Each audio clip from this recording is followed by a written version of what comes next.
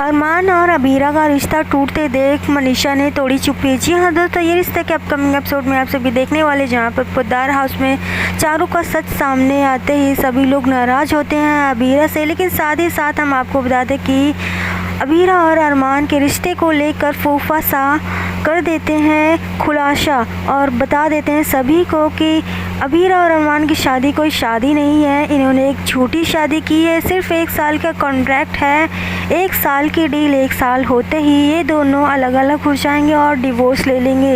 यहीं पर ये बात सुनकर पूरा फैमिली शॉक्ड हो जाते हैं और कहीं ना कहीं मानने के लिए तैयार ही नहीं होते हैं कि ये सच है। लेकिन जब फूफा सा समझाते हैं तो सभी लोग समझ जाते हैं। यहीं पर पूरी फैमिली नाराज़ हो जाती है अरमान और अबीरा से, क्योंकि उन्होंने इतनी बड़ी बात घर वालों से छिपाई। यहीं पर आप सभी देखने वाले हैं कि दादी साहब अबीरा से कहती हैं कि तुम अपना बोरी बिस्तर बांधो और इस घर से निकलो, तुम अब इस घर में नहीं रह सकती हो। पहले तो तुम्हें हम इसलिए बर्दाश्त करते थे क्योंकि इस घर की तुम बड़ी बहू थी और अरमान की पत्नी, लेकिन अब ना तुम इस घर की बड़ी बहू हो और ना ही अरमान की पत्नी, तो इस घर में तुम अब नहीं रह सकती।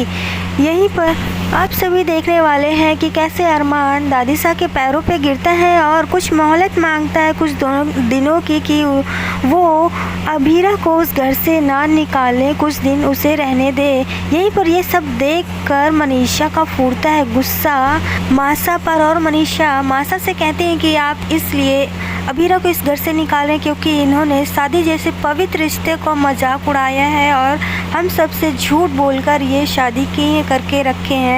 तो जितनी हकदार, अगर जितनी गलती अबीरा की है उससे भी कहीं ज़्यादा गलती रूही की है, क्योंकि उसे ये सच पता था कि इन दोनों की शादी कोई शादी नहीं, केवल 1 साल का कॉन्ट्रैक्ट है और 1 साल के बाद ये दोनों अलग हो जाएंगे।